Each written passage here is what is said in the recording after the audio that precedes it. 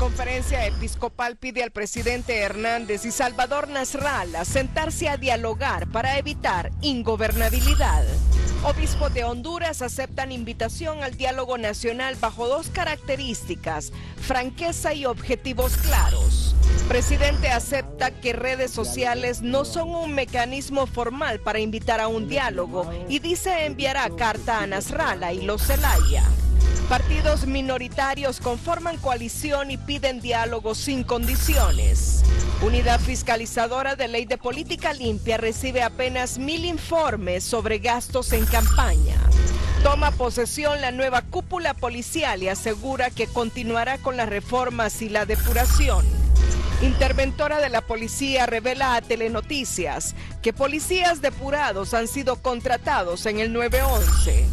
Muere en la capital el periodista e intelectual Manuel Gamero, luchador incansable de la democracia y los derechos humanos. Este es su noticiero TN5 Estelar, desde los estudios del Centro de Noticias Televicentro, para Honduras y el mundo, con Renato Álvarez y Cristina Rodríguez. Este lunes, la conferencia episcopal que aglutina a los obispos de la Iglesia Católica de Honduras emitió un comunicado en el cual plasma dos aspectos. El primero, que acepta ir a la convocatoria de un diálogo nacional siempre que éste sea verdadero, y para ello indica que el diálogo debe tener dos características: que sea franco, eficaz, creativo y sin condiciones, y que implique a todos los sectores de la sociedad. La segunda característica es que el diálogo tenga objetivos palpables para resolver asuntos fundamentales de nuestra sociedad, realizables a corto plazo, con compromisos concretos de los actores políticos del país para ejecutarlos. El segundo aspecto que plantean en su comunicado los obispos es un llamado al presidente Juan Orlando Hernández y al ingeniero Salvador Nasralla a sentarse a dialogar, porque la ausencia de diálogo entre ustedes profundiza la crisis política en el país, misma que hará inviable el gran diálogo que apoya y espera la mayoría de la población. Si no logran a corto plazo acuerdos reales, racionales y altruistas, se agudizará la violencia.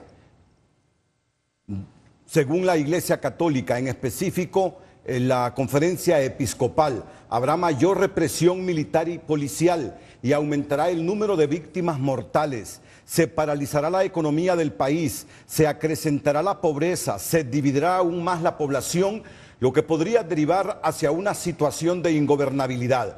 En este sentido, los obispos le piden al presidente Hernández y a Salvador Nasralla que se sienten a platicar para encontrar salidas a esta situación llena de zozobras, o que acepten un arbitraje mediado por alguna de las instituciones internacionales de las que Honduras es miembro, que posibilite un diálogo político franco y sin condiciones, que concilie sus posiciones sin ventajas políticas para nadie, a fin de llegar a las decisiones que mejor beneficien a toda la sociedad. Muy buenas noches, Honduras. Bienvenidos a Telenoticias.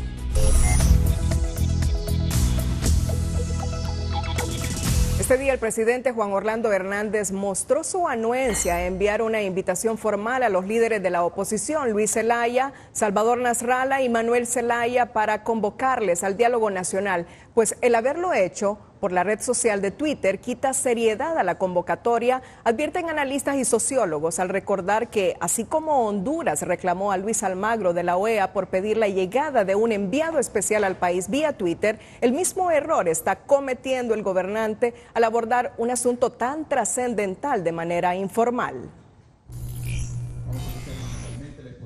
El presidente Juan Orlando Hernández explicó hoy el por qué giró la invitación al diálogo vía Twitter a Luis Zelaya del Partido Liberal, a Salvador Nasralla y a Manuel Zelaya de la Alianza de Oposición, y no la formuló por una vía más formal como se hubiese esperado. Porque a nadie hemos invitado por escrito en las otras ocasiones y todos han llegado. Y también, pero pensándolo bien, si quieren una nota, se la vamos a mandar. Y por otro lado, porque el Partido Liberal dijo que iba a ir a todos los diálogos como una posición de sus autoridades y de sus diputados. Y algunos de ellos, alcaldes, diputados, me han dicho, presidente, nosotros queremos participar. Con la decisión de invitar con nombre y apellido a los tres principales opositores, el presidente Hernández cumple con la exigencia de varios sectores, arguye este sociólogo, pero el medio que utilizó no es el apropiado, advierte. Hasta el momento no se había atrevido a mencionar a Salvador Narrala ni a Luis Zelaya para convocarlos a un diálogo. Ya lo hizo, la forma como lo hizo, algunos no lo aceptan porque es informal o porque no es el medio adecuado, pero el reto ya está. Yo creo que ahora lo que habría que buscar es materializar ese diálogo. Al gobernante también se le reconoce que el lenguaje utilizado en los textos fue correcto y respetuoso. Sin embargo, al hacerlo mediante una red social, la convocatoria pierde formalidad, asegura este analista. Se advierte un lenguaje cortés, conciliador. Sin embargo, se requiere una dinámica y un procedimiento más formal, más oficializado, de tal manera de que las instituciones se sientan que están consideradas en el nivel correspondiente por el presidente de la República. Además, este otro sociólogo se pregunta, ¿cómo es que hace unos días funcionarios del gobierno cuestionaron al secretario de la OEA, Luis Almagro, de haber formulado vía Twitter una petición para enviar a un personero suyo al país y ahora el gobernante comete ese mismo error? Si la invitación al diálogo es informal, la respuesta de los convocados también lo será. Cuestiona. Criticaron fuertemente a Almagro por haber planteado un tema tan serio bajo la modalidad de un Twitter. Hay algunos analistas también, como el colega Miguel Cales, que ha criticado que los funcionarios se dirijan bajo ese tema. Entonces yo creo que una muestra de seriedad podría ser sugerirle que proceda a elaborar una carta seria, propia de una comunicación de quien está gobernando el país en este momento. La invitación vía red social para sentarse a dialogar está planteada. Sin embargo, si es necesario emitir una carta más formal a los líderes opositores, está dispuesto a hacerlo, admite el mandatario. Así es de que si es necesario, Raquel, también lo hacemos por escrito. No quiero que se me vayan a sentir mal los que ya llegaron sin invitarlos por escrito, que es una enorme cantidad de partidos y de sectores. El gobernante reiteró que está dispuesto a iniciar un diálogo sincero y de altura por Honduras. Al presidente Juan Orlando Hernández se le reconoce que el lenguaje que utilizó para girar la invitación al diálogo a los principales líderes de los partidos de oposición es el adecuado. Sin embargo, en esta ocasión los analistas le cuestionan que el medio que utilizó no fue el más indicado. Raquel Lazo, Telenoticias.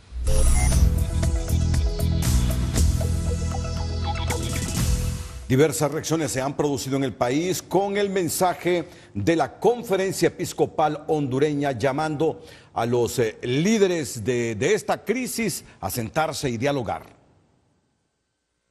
El pronunciamiento de la Conferencia Episcopal recibe el respaldo de diferentes sectores de la sociedad. Melissa Elvir es de la Fundación Democracia Sin Fronteras. Asegura que sentar cara a cara a los principales protagonistas de la crisis política permitirá dejar a un lado posturas hipócritas en la solución del problema. Que de nada nos sirve un diálogo hipócrita, ¿verdad? Un diálogo en el que van a estar afines a cualquiera de sus partes, en el que envía, por ejemplo, Salvador Narrala solamente a generar conflicto dentro de ese diálogo, o que envía a Juan Orlando Hernández a generar conflicto dentro de eso, sino que sea un diálogo real, que sea un diálogo en el que nos podamos decir las cosas con respeto, pero que veamos entonces cuál es el camino a seguir para continuar con un proceso de esperanzas. En el mismo sentido se pronuncia el analista Josué Murillo, consciente que el comunicado de la Iglesia Episcopal es un reflejo más de la preocupación por lo que ocurre en el país cuando hay violaciones a derechos humanos y daños a la propiedad privada. Es que no hay duda que son los dos actores que han generado todo este conflicto y por lo tanto son los que tienen que sentarse a dilucidar todo esto que está pasando en Honduras para reducir los niveles de violencia. Lo que queremos es un país en el que se pueda gobernar. El comunicado señala que la ausencia del diálogo entre Juan Orlando Hernández y Salvador Narrala profundiza la crisis política en el país. Marvin Ponce, ex asesor presidencial, es consciente de esta realidad y sostiene que el diálogo es el camino idóneo para salir del problema postelectoral. La Iglesia me parece que es un buen llamado, pero diálogo productivo, diálogo concreto, diálogo que tenga soluciones rápidas, me parece excelente. Las autoridades del Partido Nacional reaccionan sobre el tema, asegurando que están buscando las alternativas de solución a la crisis política, pero siempre enfocado en un diálogo entre los involucrados en el problema. Al final tenemos que bañarnos todos de humildad, ser muy tolerantes para realmente escuchar al otro y que lleguemos a acuerdos que puedan consolidar una ruta de paz. Eso es lo más importante, que nos sentemos en esa mesa sin condiciones. Los analistas esperan que este nuevo llamado a un diálogo franco, directo, sin condiciones por la conferencia episcopal pueda ser el camino final a la crisis política en Honduras. La conferencia episcopal el 20 de diciembre del año anterior había solicitado el inicio de un gran pacto social a través de un diálogo franco entre los actores involucrados en la crisis política. Darío Rosales Castro, Telenoticias. Más adelante le informaremos, partidos minoritarios crean coalición y piden diálogo sin condiciones. ¿Cuánto afecta a la alianza de oposición los actos vandálicos de la semana pasada? Es la pregunta del Opinómetro Televicentro de hoy. Usted tiene 3 opciones: A poco, B mucho, C nada. Opine enviando sus mensajes al 5550.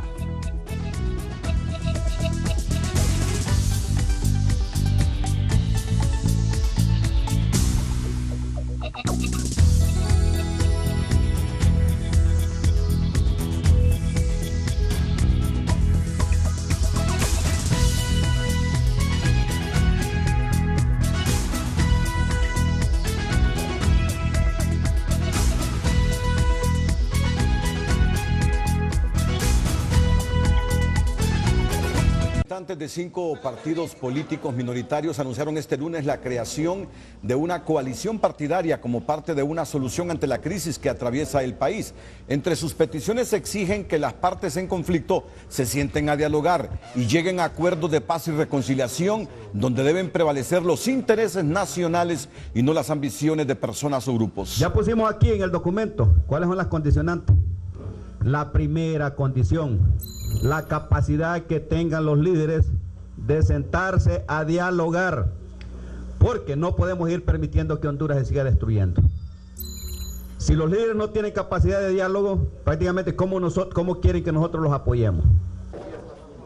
En un comunicado establecieron 26 puntos que consideran necesarios para que exista gobernabilidad democrática en la República, al tiempo que lamentaron los últimos hechos violentos suscitados la semana anterior. El pueblo no nos ha podido ver, que vea hoy que a los que ellos confiaron dándole el voto, lo que están es prácticamente destruyendo lo poco que tenemos del país. Además indicaron que son precisas reformas electorales y de las organizaciones políticas, es decir, a la ley electoral y de las organizaciones políticas, reformas al reglamento del Congreso Nacional, la despolitización del Registro Nacional de las Personas y fortalecer la institucionalidad e independencia de los poderes del Estado. Los empresarios aglutinados en el COEP reiteran a la clase política la necesidad que se sienten a dialogar como la única forma para encontrar soluciones a la crisis política del país. Yo creo que todo llamado de diálogo es lo correcto, tenemos que hacerlo, lógicamente por la vía pública, hay que hacerlo por la vía directa a cada uno de estos dirigentes de la oposición para poder dialogar. No hay mejor forma y no hay... La única forma que hay para poder buscar soluciones es el diálogo. El diálogo es la única vía para buscar una solución y esperamos que todos tengan esa prudencia y esa madurez y buscar la vía de la solución. Larache dijo que se debe continuar trabajando para entablar un diálogo entre la clase política y en mantener la productividad de los diferentes sectores para incentivar la inversión nacional y extranjera, generando empleos, siendo el gobierno facilitador del desarrollo económico y social del país. El magistrado del Tribunal Supremo Electoral, Marco Ramiro Lobo, reveló que el jefe de la misión de observadores de la OEA, Jorge Quiroga, le manifestó a las autoridades del Tribunal Supremo Electoral 4 días después del proceso del 26 de noviembre que el ganador en las elecciones generales era Salvador Nasralla. Expresaron ellos al tribunal que de acuerdo al análisis que había hecho la Organización de Estados Americanos, quienes habían ganado las elecciones, era el ingeniero Salvador Nasralla. Ellos le expresaron eso al Pleno de Magistrados del Tribunal Supremo Electoral e invitaron al Pleno para que hiciese el anuncio oficial de que quien había ganado las elecciones en nuestro país del domingo 26 de noviembre era el ingeniero Salvador Narrala. Para el ex asesor presidencial Marvin Ponce, la revelación del magistrado Ramiro Lobo es extemporánea, aclarando que la misión de la OEA no tenía la potestad de declarar un ganador en las elecciones generales, sino que el Tribunal Supremo Electoral era el órgano encargado para tal función. Es extemporánea y además un poco extraña porque ¿quién maneja los resultados? ¿La OEA o el Tribunal Supremo Electoral? El Estado le paga al tribunal para que administre, concretice y dé los resultados electorales. Entonces, ¿cómo es posible que la OEA le haya dado los resultados a los magistrados? No, más bien tenía que ser al revés. Entonces me parece a mí que lo que sí claramente demuestra que sí hubo una injerencia directa de la OEA en afear el resultado electoral. Ramiro Lobo aseguró que la confesión la hizo con la intención que se aclare cada duda que se presentó en el proceso de las elecciones generales pasadas. Este lunes 15 de enero a las 12 de la noche vence el plazo para que los excandidatos a cargos de elección popular de los diferentes institutos políticos presenten su informe financiero de los gastos realizados en las elecciones. La Unidad de Política Limpia ha recibido hasta el momento más de 1000 informes. Sí, el día de hoy, 15 de enero, vence el plazo para que todos los ex candidatos y candidatas que participaron en el proceso de elecciones generales del año 2017 presenten su informe financiero de ingresos y egresos de sus gastos de campaña. Este plazo vence a las 12 de la medianoche. El Partido Nacional fue uno de los institutos que cumplió con la entrega de 300 informes financieros de un total de 427 que obliga la ley electoral. Sus autoridades se apersonaron a la Unidad de Política Limpia en la tarde. Son los informes a nivel municipal y los informes a nivel de las diputaciones, cumpliendo así con lo que manda la ley de política limpia. Hoy se vence el plazo para la presentación de todos los informes. Nosotros a lo interno del partido conformamos una unidad especial que le diera seguimiento a cada candidatura de alcaldes, de diputados, para que cumplieran con lo que exige la unidad de política limpia. La meta de la unidad es llegar a las 12 de la noche con la recepción de 1.850 informes financieros por los sujetos obligados. El presidente Juan Orlando Hernández indicó que aún se analizan las opciones del lugar para realizar la ceremonia de toma de posesión.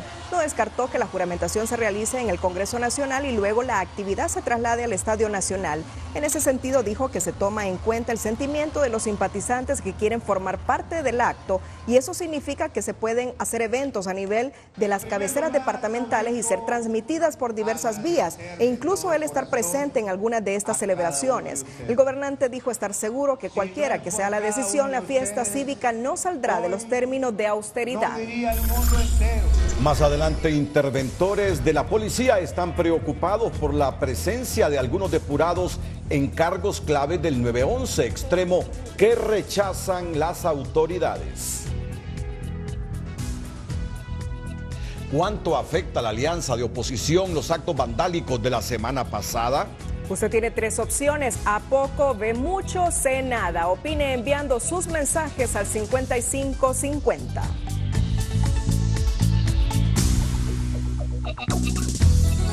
Policía José David Aguilar Morán asumió este lunes funciones de director general de la Policía Nacional, sustituyendo en el cargo al comisionado general Félix Villanueva, y el nuevo director policial asume el mando policial con el compromiso de garantizar la seguridad de la población hondureña. Y hemos escogido con la mayor confianza en esos criterios del ministro Pacheco, de todo el trabajo que se ha venido haciendo, pero también la confianza de que tanto usted como el comisionado Galo, al igual que Orlin Cerrato, entre otros que comienzan esta nueva etapa de liderazgo, entenderán que el proceso de transformación de la policía está en marcha. Fortaleceremos el nuevo modelo nacional de servicio de policía comunitaria, donde será prioridad la atención al ciudadano. Trabajaremos de manera coordinada con los diferentes operadores de justicia. Actuaremos con responsabilidad y determinación contra aquellos que transgredan la norma. También prestaron juramento como nuevos integrantes de la cúpula policial los comisionados Orbin Alexis Galo Maldonado, subdirector general, y como inspector general Orlin Cerrato Cruz. El traspaso de los nuevos mandos policiales se realizó durante la conmemoración del 136 aniversario de la Policía Nacional. El nuevo jefe de la Policía Nacional, comisionado José David Aguilar Morán, dijo hoy que la reforma y depuración es irreversible y que en su gestión profundizará este proceso. En tanto, el presidente Hernández indicó que la nueva cúpula policial responde a las nuevas exigencias que deben marcar el accionar de la policía y la Secretaría de Seguridad. Una nueva etapa de liderazgo asumen los más altos cargos en la Policía Nacional, salido del riguroso proceso de certificación dirigido por una comisión especial y que garantiza que no habrá regresión en este proceso que el nuevo director general promete continuar. Dentro de los grandes desafíos que debemos enfrentar están fundamentalmente los de continuar con el proceso de fortalecimiento institucional, reducción del delito en sus diferentes manifestaciones, seguimiento del proceso de certificación policial, esfuerzos que deben ser permanentes. Durante la ceremonia de traspaso de mando que coincide con el 136 aniversario de la institución policial, el presidente Juan Orlando Hernández Alvarado manifestó tener confianza en la nueva cúpula policial por su compromiso con la transformación policial. Al comisionado Aguilar Morán, quiero decirle que después del proceso de depuración o certificación y transformación que ciudadanos hondureños de gran valor han venido impulsando junto al ministro, salió su hoja de vida, al igual que otras más, y hemos escogido con la mayor confianza en esos criterios del ministro Pacheco, de todo el trabajo que se ha venido haciendo, pero también la confianza de que tanto usted como el comisionado Galo, al igual que Orlin Cerrato, entre otros que comienzan esta nueva etapa de liderazgo, entenderán que el proceso de transformación de la policía está en marcha. Creamos y fortalecemos institucionalidad, dijo el actual secretario de Seguridad, al destacar que por primera vez un general cumple su periodo al frente de la institución, a la vez que solicitó lealtad para todos los policías en servicio activo. A los oficiales superiores, subalternos y escala básica de nuestra Policía Nacional, quiero pedirles el apoyo para el nuevo general director. Quiero pedirles lealtad. Quiero pedirles compromiso, quiero pedirles dedicación. El comisionado Aguilar Morán reconoce que en sus más de 27 años de servicio ganó experiencia, pero también que su nueva tarea le exige cumplir y hacer cumplir la ley, así como la ley orgánica de la Policía Nacional y la nueva ley de la carrera policial. ¿Qué va a suceder con la comisión depuradora de la policía? Es la pregunta que se está haciendo mucha gente. ¿Qué va a suceder con la comisión depuradora de la policía? El próximo 21 de enero terminan ya el mandato delegado por el Estado de Honduras. ¿Seguirán o no seguirán? Esto es lo que dijo el gobernante hondureño esta mañana. Quiero agradecer a los ciudadanos Vilma Morales, Germán Leicelar, el pastor Solórzano, Omar Rivera, Carlos Hernández y sus equipos de apoyo, y decirles que este trabajo no está concluido, debe continuar. Lo que por 20 años necesitaba atención especial de parte de los más altos mandos, no solamente operativos, sino también civiles, no se va a resolver en 4 años. Es un proceso de mediano y largo plazo. Y no porque aspiremos a tener una policía como tuvo que haber sido hace 20 años, sino porque queremos una policía de una dimensión que se convierta en referente en la región. Lo más probable es que por mandato del Congreso Nacional se extienda el periodo de trabajo de la Comisión Depuradora de la Policía, que integran Vilma Cecilia Morales, Omar Rivera, Alberto Solórzano, Carlos Hernández, Germán Leicelar y algunos otros que por diversos motivos han tenido que refugiarse en otros países. Pero según lo dicho por el presidente, no se descarta que se extienda el periodo de trabajo de los integrantes de la Comisión Depuradora. A propósito, este lunes miembros de la Comisión Depuradora de la Policía revelaron a Telenoticias que expolicías depurados estarían trabajando en puestos estratégicos del Sistema Nacional de Emergencia, más conocido como el 911. Pero las autoridades de este sistema niegan ese extremo al asegurar que ello es imposible debido a los rigurosos filtros que aplican para dar empleo a su personal. La denuncia es seria. El miembro de la Comisión Especial para la Depuración de la Policía, Alberto Solórzano, reveló a Telenoticias que de manera personal ha recibido varias denuncias que aseguran que elementos reestructurados de la Policía Nacional laboran en puestos estratégicos del Sistema Nacional de Emergencia 911. Que algunas de estas personas, sin considerar que han sido reestructurados de la policía, se han ido insertando en puestos estratégicos dentro del 911 que les permiten tener control de información que se maneja allí. Solórzano indicó que tiene documentada la denuncia con nombres y apellidos de los supuestos agentes. Entonces se van a hacer las aproximaciones, nosotros vamos a administrar esa denuncia porque nos han llegado no solo una denuncia en términos genéricos, sino que nos han llegado nombres de personas en forma particular. Frente a esta denuncia, autoridades del Sistema Nacional de Emergencias 911 aseguran que tal extremo es casi imposible, pues el proceso de selección del personal es altamente riguroso. Además señalan que el personal que labora en esta institución se compone de civiles que previo a su contratación debieron pasar pruebas